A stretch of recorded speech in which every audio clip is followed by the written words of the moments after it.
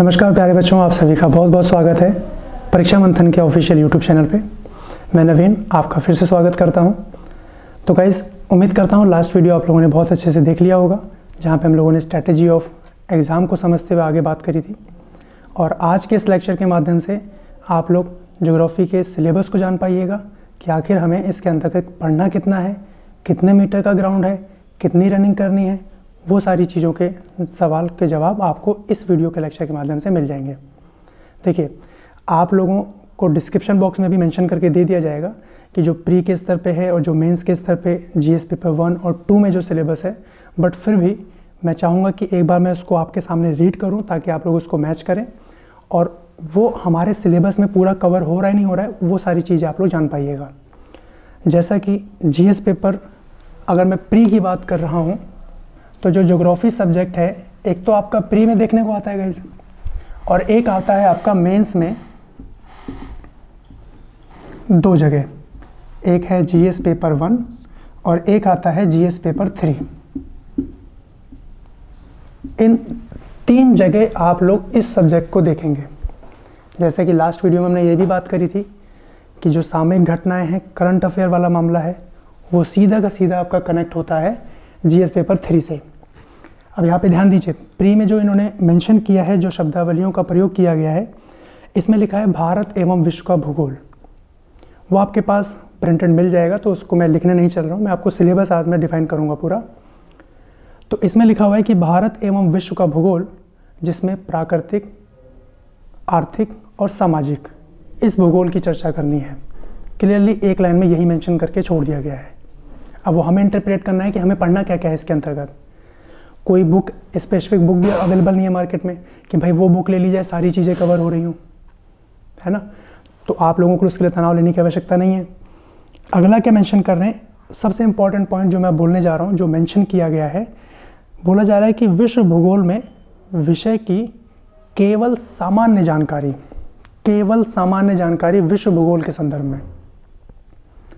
तो हमें कोई अनुसंधान तो करना नहीं है, बस अपने कंसेप्ट को डेवलप करते हुए आगे बढ़ जाना है ना।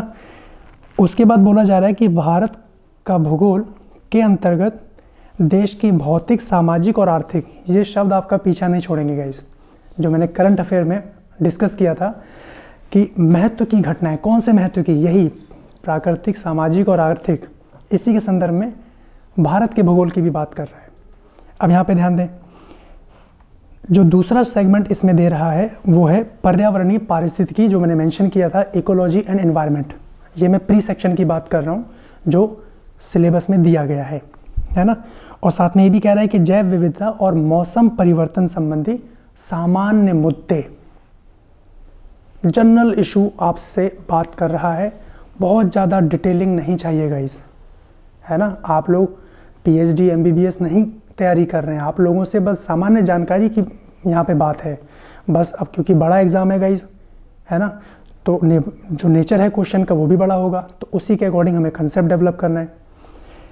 अब अगर देखिए, यहाँ पे एक पॉइंट और मेंशन है जो ध्यान देने वाली बात है कि विषयगत विशेषज्ञता आवश्यक नहीं है। कोई ज़रूरत नहीं है कि आप लोग इस चीज़ के लिए बिल्कुल विशेषज्ञ हों। बस इतनी जानकारी आपको हो कि आप लोगों से जो पूछा जा रहा है उसको आप लोग दे पा रहे हैं आंसर में। आगे भविष्य में आप डीएम एसडीएम बनते हैं, कोई सिचुएशन आ रही है तो आप उसको हैंडल कर पा रहे हैं, नहीं कर पा रहे हैं, इतनी रिक्वायरमेंट आपसे वो चाह रहे हैं, है ना। ये तो हो गया प्री का सेगमेंट। अब मेंस में अगर मैं बात करूं, जीएस पेपर 1, जीएस पेपर 2, तो जीएस पेपर 1 में कह रहे हैं, जो ये कह रहे हैं कि विश्व के भौतिक भूगोल की विशेषताएं। अब विश्व के भौतिक भूगोल की विशेषताएं क्या हैं कि भाई आप जान रहे हैं, एक तो पृथ्वी पे वायुमंडल है, जल मंडल है, स्थल मंडल है, इन्हीं की विशेषताएं बतानी है आपको। उसके बाद क्या कहा जा रहा है कि विश्व भर के मुख्य प्राकृतिक संसाधनों का वितरण, कि जितने भी नेचुरल रिसोर्सेज हैं उनका डिस्ट्रीब्यूशन कैसे हो रहा है, उसके ऊपर बात कर रहे हैं। और साथ में ये भी मेंशन करके कह रहे हैं कि दक्षिण एशिया और भारतीय उपमहाद्वीप को शामिल करते हुए, दक्षिण एशिया को तो हमें जानना ही जानना है और भारतीय उपमहाद्वीप को भी हमें कवर करते हुए चलना है ना। और उसके बाद जो छोटे मोटे टॉपिक जो उन्होंने मेंशन किए हैं, भूकंप, सुनामी, ज्वालामुखी हलचल, है ना, और चक्रवात हो गया आपका, साइक्लोन, समुद्री जलधाराएं, तो ये सारी चीज़ें आप लोगों को इसके अंतर्गत जानते हुए चलनी है। यानी इन शॉर्ट इस विश्व के अंतर्गत जो जो घटनाएं चल रही हैं, प्राकृतिक, सामाजिक और आर्थिक, तीनों पे हमें फोकस करते हुए चलना है। पूरा सिलेबस डिफाइन नहीं किया है इन्होंने, बट इतना क्लू तो दे दिया है कि हमें इस पोर्शन पे फोकस करना है। अब जीएस पेपर 3 की अगर मैं बात करूं तो जो पूरा का पूरा पारिस्थितिकी तंत्र और पर्यावरण से संबंधित है।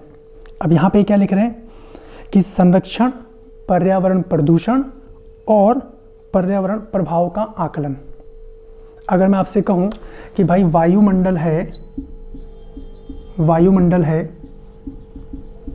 जलमंडल है और स्थलमंडल है।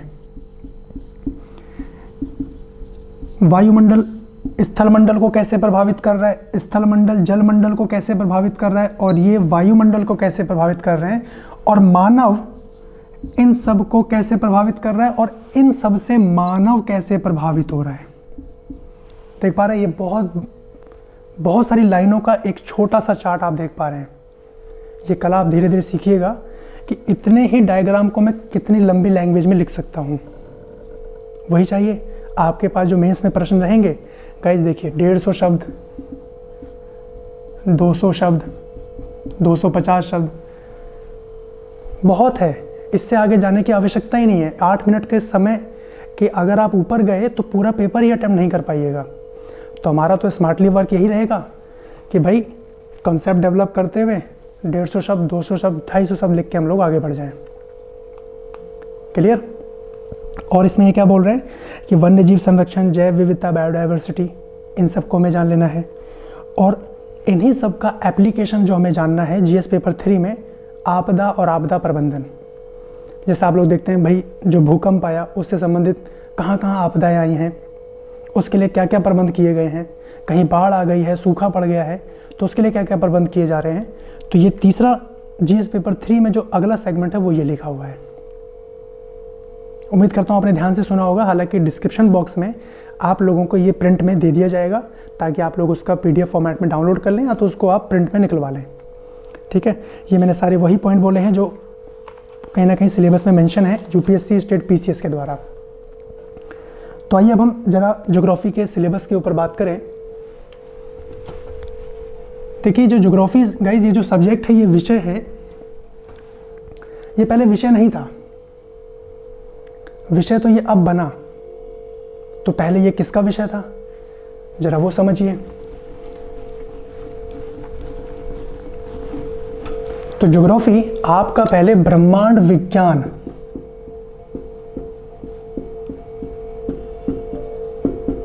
ब्रह्मांड विज्ञान जिसको इंग्लिश में बोलते हैं कॉस्मोलॉजी, जिसको इंग्लिश में कहा जाता है कॉस्मोलॉजी। इस ब्रह्मांड विज्ञान की 2 शाखाएं, बिल्कुल मैं आपको माइनस से लेके चल रहा हूं, माइनस के बाद ही 0, 1, 2, 3 आगे बढ़ेगा। ब्रह्मांड विज्ञान की 2 ब्रांच। पहली ब्रांच जिसको बोला जा रहा है एस्ट्रोनॉमी। एस्ट्रोनॉमी का मतलब क्या होता है guys? Study of celestial body. Celestial body मतलब खगोलीय पिंडों का अध्ययन। मैंने क्या कहा? एस्ट्रोनॉमी का क्या मतलब है कि स्टडी ऑफ सेलेस्टियल बॉडी, खगोलीय पिंडों का अध्ययन।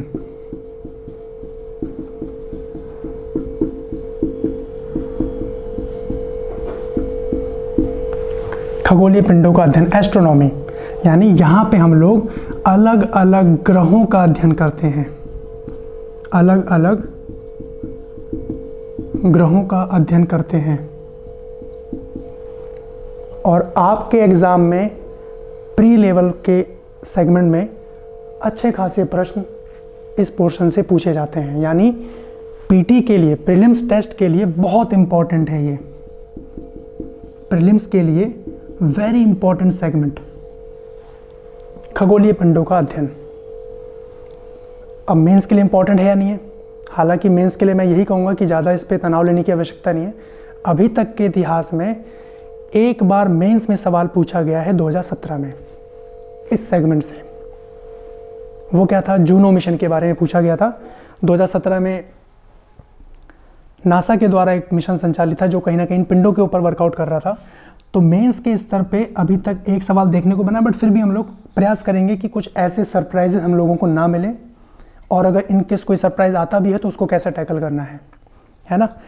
तो मैंने जैसे कि बताया कि 2017 में एक जूनो मिशन पूछ लिया गया था जो नासा के द्वारा संचालित था। तो ब्रह्मांड विज्ञान की एक ब्रांच एस्ट्रोनॉमी, दूसरी ब्रांच है हमारी ज्योग्राफी।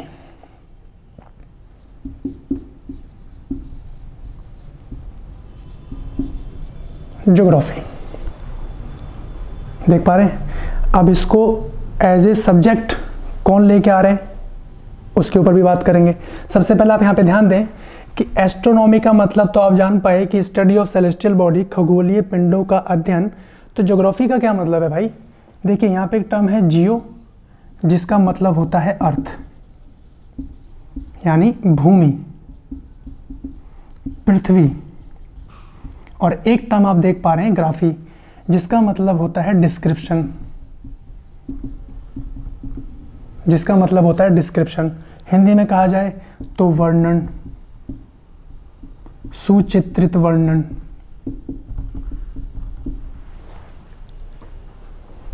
अब मैं इसको कनेक्ट करूं कि description of earth is equal to geography.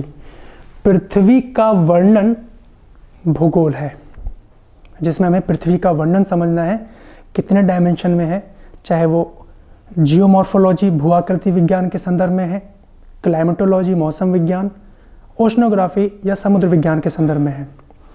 तो अब आपको ध्यान देना है कि डिस्क्रिप्शन ऑफ अर्थ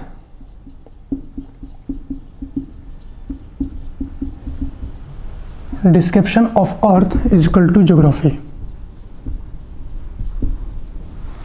यानी पृथ्वी का वर्णन, पृथ्वी का वर्णन क्या है गाइस? भूगोल है। अब यहाँ पे एक टर्म आपको ध्यान देनी है, एक टर्म क्या है? पृथ्वी। अभी इसी को एलोबरेट करेंगे। उससे पहले कुछ पॉइंट में जाता हूँ, आपको फैक्चुअल पॉइंट आपको पता हो, क्योंकि यहाँ से भी कई बार प्रश्न आ जाते हैं। तो फैक्चुअल पॉइंट क्या है वो आप लोग नोट कीजिएगा एक एक करके। मैं इसको इरेज कर रहा हूँ, स्क्रीनशॉट ले लें आप लोग। ये सेगमेंट हम लोग स्टार्ट करेंगे, लेकिन अभी हम लोग बात करेंगे ज्योग्राफी पॉइंट ऑफ व्यू से। एस्ट्रोनॉमी जो खगोलीय पिंडों का मामला है उसको हम लोग आगे डिस्कस कर रहे होंगे। इसका स्क्रीनशॉट ले लें आप लोग।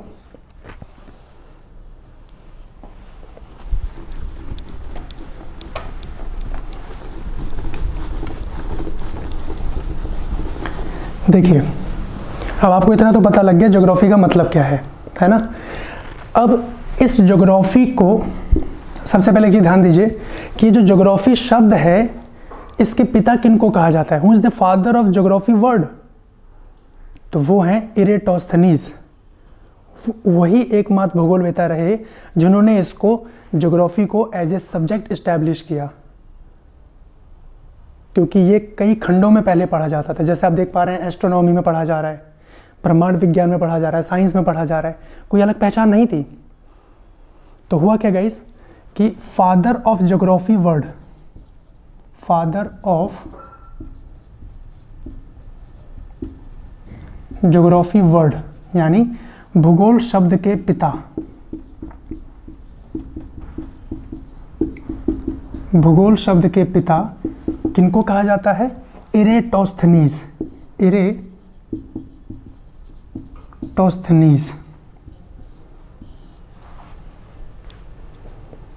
फैक्चुअल प्रश्न कई बार एग्जाम में आया, father of geography word.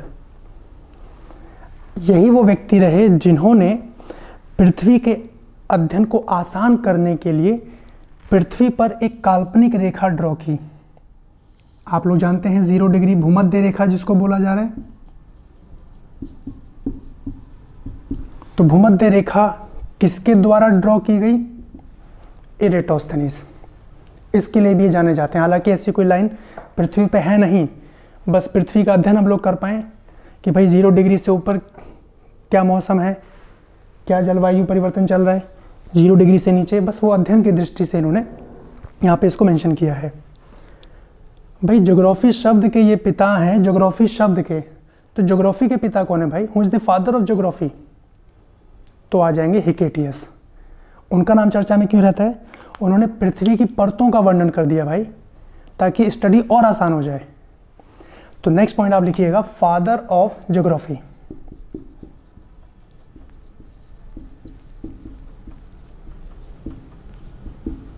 Father of geography यानी भूगोल के पिता,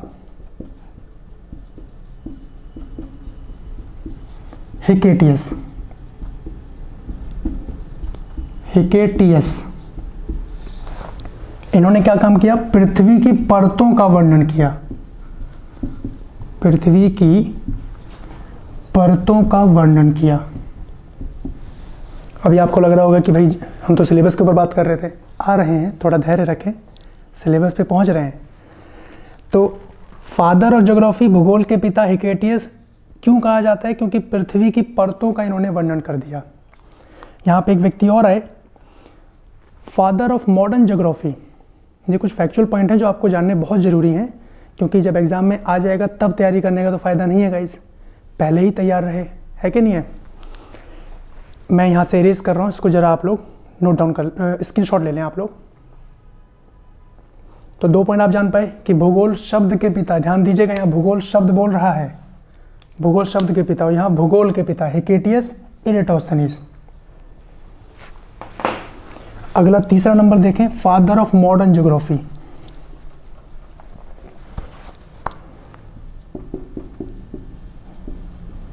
फादर ऑफ मॉडर्न ज्योग्राफी। भाई आधुनिक भूगोल के पिता किनको कहा जाता है?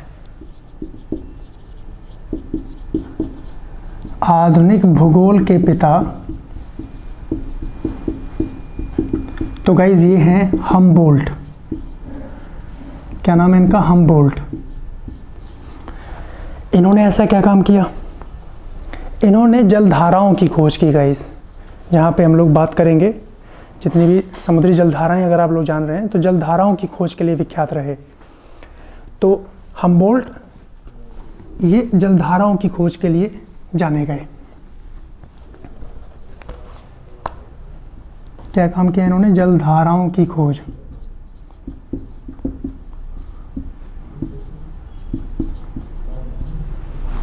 है ना? आप लोग एक कॉन्टिनेंट पढ़ेंगे गाइस, एक महाद्वीप के बारे में आप लोग पढ़ेंगे जिसका नाम है साउथ अमेरिका। ठीक है, तो साउथ अमेरिका के पश्चिम में जो समुद्री सीमा लग रही है, यहाँ पे इन्होंने एक जलधारा की खोज की जिसको जाना जाता है हमबोल्ट की धारा। आगे सेगमेंट में हम लोग बहुत डिटेल में बात करेंगे। अभी थोड़ा सा आइडिया आपको रहे कि अगर इतने स्तर पे कोई प्रश्न आ रहा है तो आप लोग उसको आंसर कर पाएँ। एक प्रश्न पूछा गया था यूपीपीएससी में कि हमबोल्ट की जलधारा का संबंध किस क्षेत्र से है? South America, north America, Asia, Europe, Africa. पहचान जाएंगे आप लोग कि भाई साउथ अमेरिका से इसका संबंध है। साउथ अमेरिका के पश्चिम में जो जलधाराएं हैं उनको हमबोल्ट की धारा के नाम से जाना जा रहा है। और एक नाम आप यहाँ पे और ध्यान रखें जिनका नाम है रिटर। इसका स्क्रीनशॉट ले लीजिए आप, मैं यहाँ लिख दे रहा हूँ। एक नाम और ध्यान रखना है जिनका नाम है रिटर। इनको कहा जाता है गाइस आर्म चेयर ज्योग्राफर। मतलब इन्होंने बोला कि ज्योग्राफी पढ़ पढ़ के करने का विषय है ना? तो इनको क्या बोला जाता है? Arm chair geographer.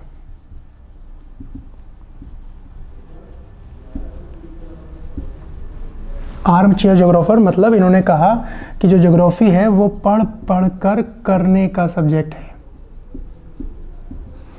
तो अभी इनिशियल स्टेज में 4 नाम जो आपको ध्यान रखने हैं जो फैक्चुअल पॉइंट में देखने को बन जाते हैं।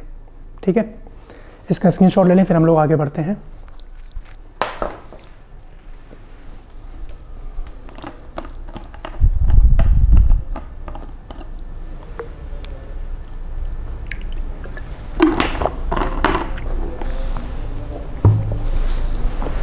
देखिए अब आपके सामने एक शब्द है डिस्क्रिप्शन ऑफ अर्थ। यहीं से मैं आपका सिलेबस आगे एलोबरेट कर रहा हूँ जो जो हमें इस खंड के अंतर्गत तैयार करना है। ठीक है,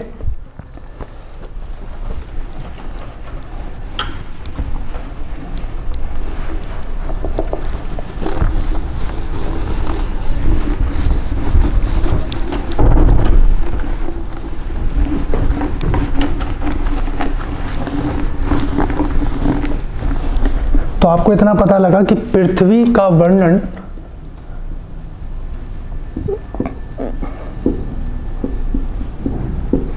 वर्णन क्या है, भूगोल। क्लियर यहां तक? अब पृथ्वी के अंतर्गत क्या, सबसे पहला पॉइंट पृथ्वी की सतह। पृथ्वी के अंतर्गत क्या पॉइंट, सबसे पहला पॉइंट पृथ्वी की सतह। अब पृथ्वी में दो तरीके की सतह हैं, एक तो स्थल मंडल जहाँ पे जमीनी सतह आप लोग देखते हैं, और एक है जल मंडल जहाँ पे आप लोग जल की सतह देखते हैं, है ना। जब आप लोग समुद्र वगैरह देखते होंगे तो आपको लिखता है कि यार एक सतह हमें दिख रही है। तो पृथ्वी की सतह में एक है आपका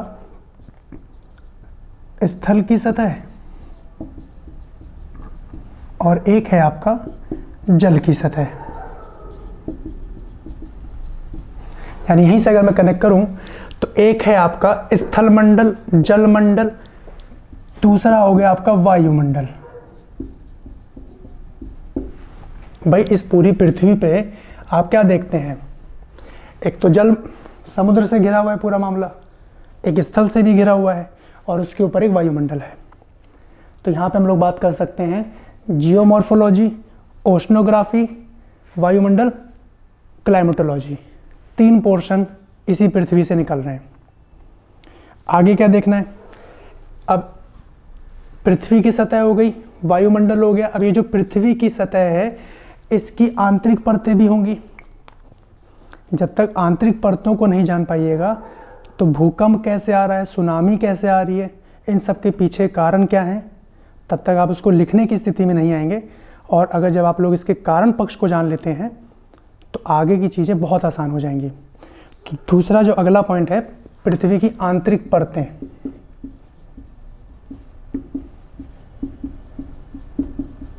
पृथ्वी की आंतरिक परतें या आंतरिक संरचना। ठीक है, और इन्हीं सब से मानव जुड़ा हुआ है, जैविक समुदाय जुड़ा हुआ है, जो कहीं ना कहीं इकोलॉजी, इन्वायरमेंट से संबंधित है। तो चौथा पॉइंट जो रहेगा वो जैव मंडल। जैव मंडल, और पांचवा पॉइंट जो इसमें रहेगा वो आपका रहेगा क्रायोस्फीयर। हो सकता है ये शब्द आप लोगों के लिए नया हो, क्रायोस्फीयर। जरा समझिए यहाँ पे ध्यान से कि जो क्रायो है इसका मतलब है टेम्परेचर, और स्फीयर का मतलब होता है जोन। आपने हो सकता है इंजन के बारे में सुना हो जिसको बोलते हैं क्रायोजेनिक इंजन, क्योंकि रॉकेट जब अंतरिक्ष में जा रहा है तो एक सिचुएशन ऐसी आती है कि जहाँ पे तापमान माइनस में चल रहा है, तो वहाँ पे कौन सा इंजन काम करेगा, तो वहाँ पे क्रायोजेनिक इंजन का प्रयोग किया जाता है। तो वहीं से एक शब्द निकला क्रायोस्फीयर, मतलब ऋणात्मक तापमान वाला क्षेत्र। आप कह सकते हैं इसको ऋणात्मक तापमान वाला। अब इसके अंतर्गत हमें दो चीजें जाननी है, एक तो हमें जानना है महाद्वीपों के बारे में, और हमें जानना है महासागरों के बारे में। और यहीं से आप लोगों का सेगमेंट स्टार्ट हो जाएगा वर्ल्ड टूर का। आप लोग मेरे साथ वर्ल्ड टूर पढ़ेंगे, जहाँ पे प्री के कई सारे प्रश्नों के उत्तर आप लोग जान रहे होंगे, और साथ में मेंस में कैसे अप्रोच करना है वो भी आप लोग जान रहे होंगे, है ना। तो यहीं पे जरा आप समझें कि अब मैं इन्हीं सेगमेंट को अगर मैं और एलॉबरेट करूं कि जितने गहराई तक हमें पढ़ना है, अब उसके ऊपर बात कर लेते हैं। तो क्लासिफिकेशन ऑफ ज्योग्राफी या भूगोल का वर्गीकरण, उसको हम लोग देख लेते हैं। मैं रेस कर रहा हूं, इसका स्क्रीनशॉट ले लें।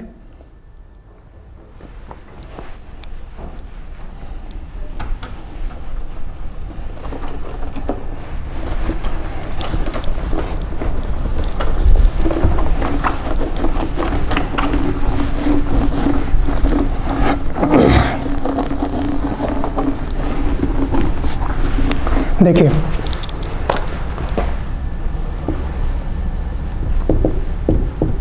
क्लासिफिकेशन ऑफ ज्योग्राफी, भूगोल का वर्गीकरण।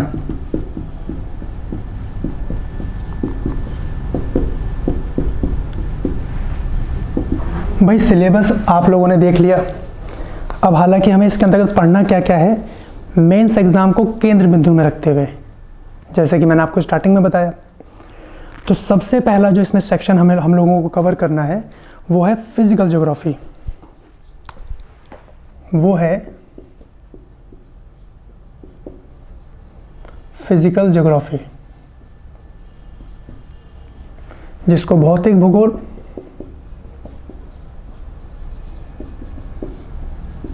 या प्राकृतिक भूगोल कहा जा रहा है। भौतिक भूगोल या प्राकृतिक भूगोल। तो भौतिक, भारत एवं विश्व की भौतिक विशेषताएं, तो कौन सी विशेषताएं? जलमंडल, स्थलमंडल, वायुमंडल और जैवमंडल। तो इसके अंतर्गत जो हम लोग पढ़ेंगे, पहला जो सेक्शन रहेगा वो रहेगा जियोमॉर्फोलॉजी। हम लोग यहीं से टॉपिक को शुरू करेंगे।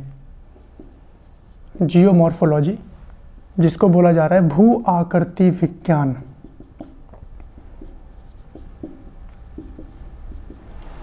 जियोमॉर्फोलॉजी यानी भू आकृति विज्ञान। अब जाहिर सी बात है, भू यानी भूमि की बात हो रही है, आकृति मतलब उसके स्थल स्वरूपों की बात हो रही है, विज्ञान मतलब, विज्ञान का क्या मतलब है? क्रमबद्ध अध्ययन, तार्किक अध्ययन। तो आप लोग कह सकते हैं कि पृथ्वी की सतह पर निर्मित स्थल स्वरूपों का क्रमबद्ध अध्ययन। देख रहे हैं, इसी लाइन का मतलब हम लोगों ने जाना और उसको 2 लाइन में डिस्ट्रीब्यूट कर दिया। यही कला हमें धीरे धीरे जान लेनी है, जो आपकी परीक्षा के लिए बहुत इंपॉर्टेंट रहेगी। बहरहाल बात करेंगे इसके ऊपर। तो अभी फिलहाल एक शॉर्ट में आप ये लिख सकते हैं कि स्थल स्वरूपीय विशेषताओं का अध्ययन। डिटेल में समझेंगे इस टॉपिक को। तो जियोमॉर्फोलॉजी यहीं से हम लोग शुरू करेंगे। अब प्रश्न होगा कि यहीं से क्यों शुरू करेंगे? क्योंकि जड़ें यहीं पर हैं। एक बार जड़ों से हम लोग निकल लें, फिर आगे के सेगमेंट बहुत आसान हो जाएंगे। तो इसमें आप लोग लिख सकते हैं कि स्थल स्वरूपीय विशेषताओं का अध्ययन। स्थल स्वरूपीय विशेषताओं का अध्ययन। दूसरे नंबर पे जब हम लोग इसके आधार, इसके बेस को जान रहे होंगे, तो उसके बाद हम लोग मूव करेंगे मौसम विज्ञान पे, क्लाइमेटोलॉजी। भाई ये स्थल मंडल है, तो क्लाइमेटोलॉजी क्या हो गया आपका? मौसम विज्ञान, या आप कह सकते हैं वायुमंडल में होने वाली घटनाएं। तो अगला रहेगा क्लाइमेटोलॉजी, जिसको बोला जा रहा है मौसम विज्ञान।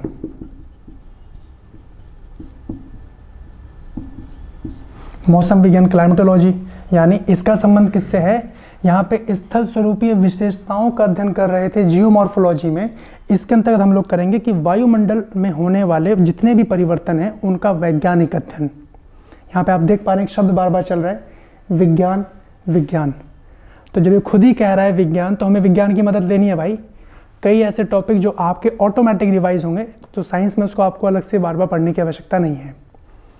एक बार वहाँ बेस बना लीजिए, उसके बाद इसको एप्लीकेशन को यहाँ यूज़ करते रहेंगे, है ना। तो इसमें आप लोग लिख सकते हैं कि वायुमंडल में होने वाली, वायुमंडल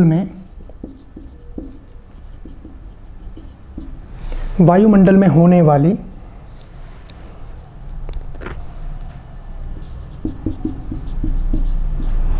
मौसम विज्ञान का अध्ययन।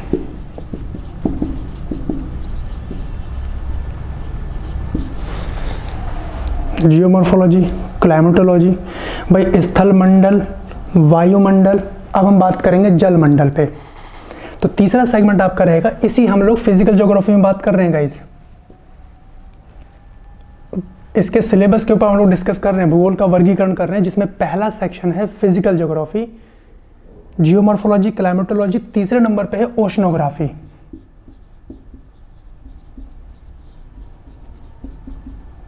ओशनोग्राफी, जिसको बोला जा रहा है समुद्र विज्ञान।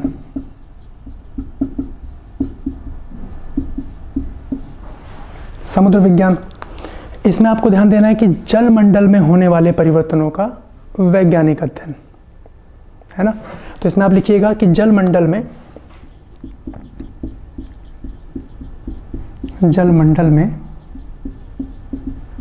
होने वाले परिवर्तनों का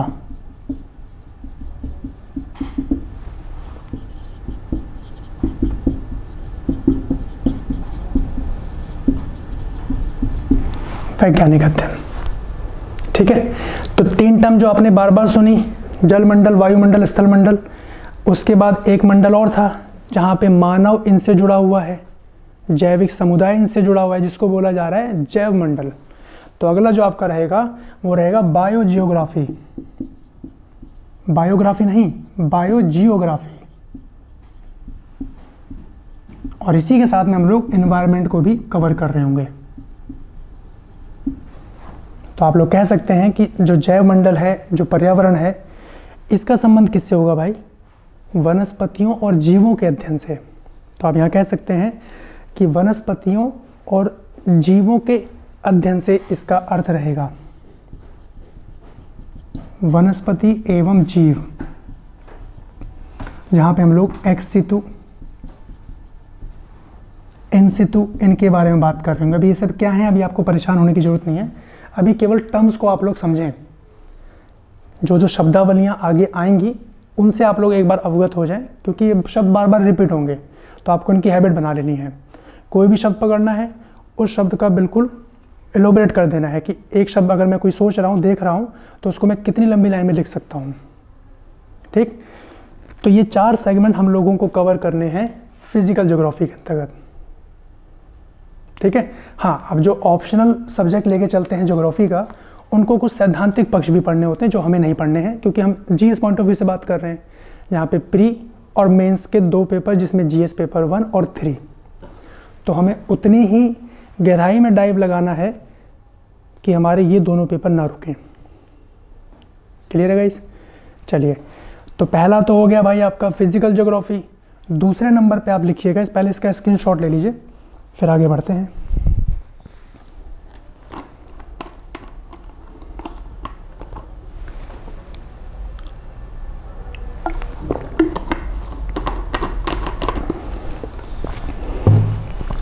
देखिए, अब ये काम नहीं कीजिएगा गाइस कि इन सब से संबंधित अलग अलग बुक्स वगैरह भी आती हैं, जियोमॉर्फोलॉजी, क्लाइमेटोलॉजी, क्योंकि अब ये सेगमेंट इतना वास्ट है कि एक बुक में समाहित ही नहीं है। कोई एक बुक ऐसी नहीं है कि सारी चीज़ें आपको एक जगह मिल जाएं। तो आप अगर मेरे मार्गदर्शन में तैयारी कर रहे हैं, तो आपको इन सब की अलग बुक लेने की कोई आवश्यकता नहीं है। आपको बस 2 काम करने हैं। एक तो क्लास के नोट्स पे फोकस करना है, जो मेरे पढ़ाने के दौरान आपके नोट्स बनेंगे। दूसरा, जो परीक्षा मंथन की जो करंट अफेयर की बुक्स है, उसको आप रेफ़र करें, और बिल्कुल भटकने की आवश्यकता नहीं है, क्योंकि आप लोग जान रहे हैं गाइस, इस टेक्नोलॉजी के दौर में बहुत सारे सोर्सेज हैं, बहुत सारी वेबसाइट्स हैं, यूट्यूब चैनल्स हैं तमाम। लेकिन भाई, अगर आपको दिल्ली से इलाहाबाद आना है तो एक ही ट्रेन में तो आइएगा। थिंक अबाउट इट, एक ही ट्रेन में आएंगे ना गाइस, तो एक ही ट्रेन पकड़नी है और फोकस करते हुए आगे बढ़ जाना है। आइए अगला पॉइंट लिखिए। फिजिकल ज्योग्राफी के बाद जो दूसरा खंड रहेगा वो रहेगा ह्यूमन ज्योग्राफी, मानव भूगोल। मैं रेस कर रहा हूँ इसको।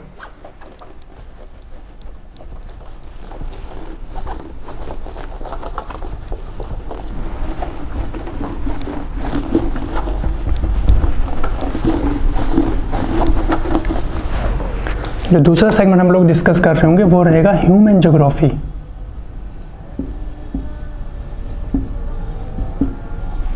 मानव भूगोल।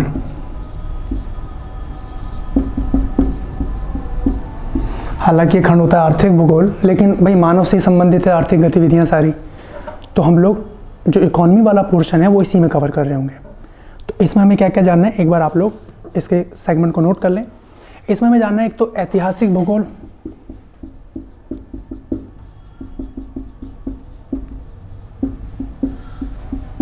ऐतिहासिक भूगोल। दूसरे नंबर पे जो हमें जानना है वो है सांस्कृतिक भूगोल, भाई कल्चरल क्या मामला है।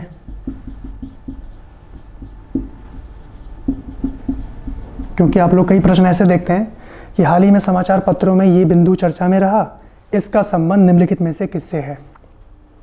कहीं ना कहीं कल्चर का मामला है गाइस, है ना, तो हमें वो भी समझना है। उसके बाद सांस्कृतिक हो गया, सामाजिक और राजनीतिक।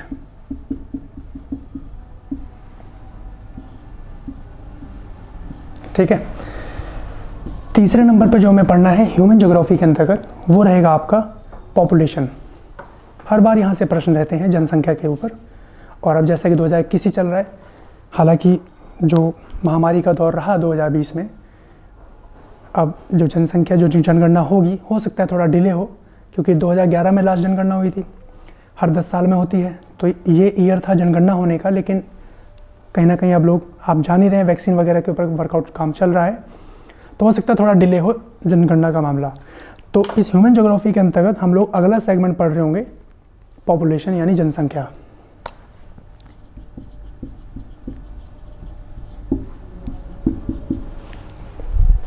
उसके बाद बाकी के जो सेगमेंट हैं वो सारे आपके आर्थिक भूगोल में चले जाते हैं, जिसमें हम लोग औद्योगिक भूगोल की बात कर रहे होंगे। औद्योगिक भूगोल, औद्योगिक भूगोल। उसके बाद कृषि एवं भूमि, एग्रीकल्चर, हालांकि है तो इकोनॉमी का भी सेगमेंट, लेकिन हम लोग उसको यहाँ भी पढ़ लेंगे। और जब आप लोग अर्थव्यवस्था टॉपिक पढ़ रहे होंगे तो वहाँ से भी आप लोग इसको रिलेट कर पाएंगे। ठीक है। तो कृषि एवं भूमि, कृषि एवं भूमि। नेक्स्ट पॉइंट जो हमें ह्यूमन ज्योग्राफी के अंतर्गत पढ़ना है गाइस, वो रहेगा आप लोगों का प्रादेशिक विकास एवं नियोजन।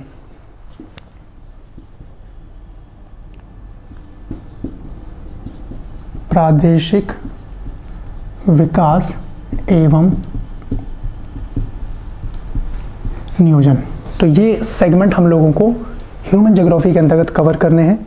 अब आपके मन में हो सकता है किसी के मन में प्रश्न आ रहा हो कि भाई मृदा टॉपिक के ऊपर तो बात ही नहीं की, मिट्टी।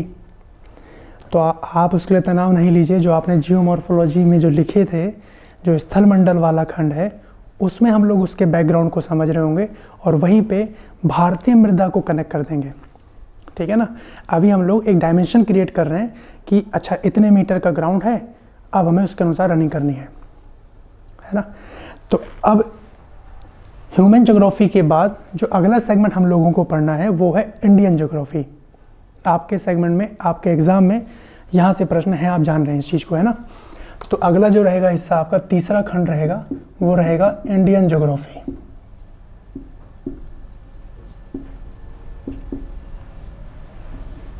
भारतीय भूगोल। अब गाइस भारतीय भूगोल में बहुत सारी चीज़ें हैं जिनका बैकग्राउंड हम लोग वर्ल्ड ज्योग्राफी के संदर्भ में कवर कर रहे होंगे, बट फिर भी कुछ पॉइंट मैं चाहूँगा आप लोग नोट कर लें। एक तो भारत की भौगोलिक स्थिति, भारत की भौगोलिक स्थिति या अवस्थिति। दूसरा है अपवाह तंत्र, ड्रेन सिस्टम, है ना। उसके बाद कृषि, उसके बाद कृषि के बाद आप नोट कीजिएगा परिवहन, ट्रांसपोर्टेशन। और एक लास्ट सेगमेंट आप लोग नोट कर सकते हैं कि भारत की जनजातियां, भारत की जनजातियां, और कई सारी चीज़ें हैं, बट कहीं ना कहीं हमें टारगेट यहीं पे रखना है। ठीक है। तो गाइज आज के इस लेक्चर में हम लोग इसको यहीं पॉज कर रहे हैं। उम्मीद करता हूँ इसका वर्गीकरण आप लोग जान पाए होंगे। इसी के आगे हम लोग नेक्स्ट लेक्चर में कंटिन्यू कर रहे होंगे। तब तक आप लोग इसको एक बार देखे रहें, सारे टर्मिनोलॉजी से वाकिफ़ हो जाएं कि क्या क्या शब्दावलियाँ यूज़ हो रही हैं, उसी के अनुसार हम लोग आगे बढ़ते रहेंगे। ठीक है। चलिए, धन्यवाद, थैंक यू।